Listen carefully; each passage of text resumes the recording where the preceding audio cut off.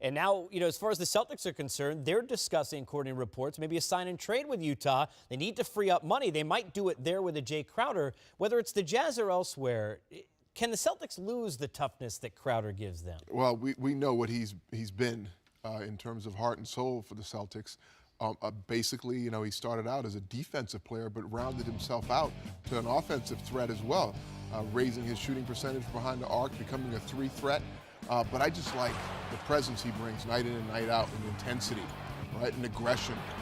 When you lose Kelly Olynyk, when you let Tyler Zeller go, when you lose a couple other big men there that won on to Philly in free agency, then you have to think, okay, well, who's holding down the paint with Al Horford? Where's the size? Where's the presence? It's probably why they're talking about Marcus All. But if you're going to bring in Gordon Hayward, which is a huge addition, and you're going to have to let some salary go, I'm sure if you're the Utah Jazz, you'd like to take a quality player in Crowder on your roster in exchange, get something out of it. To your point, Rick, down low, remember, the talk here was Al Horford didn't want to play the 5 all the time here. So if he's going to be the 5, who's the 4? Are you going to thrust Jason Tatum into that spot, who had a very good day today at Summer League? I think there's a question now up front about who sits in that 4 spot. I know this league isn't how it used to be. Yeah, no, it isn't.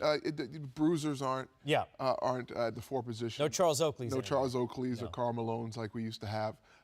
So maybe Brown eventually, they've talked about him eventually moving towards being a 4 in this league.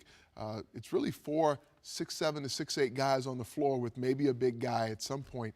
Presence-wise, they're just as a tip to traditional basketball maybe. But today it's positionless basketball. You get the 5 guys out on the floor and you force your tempo and your style.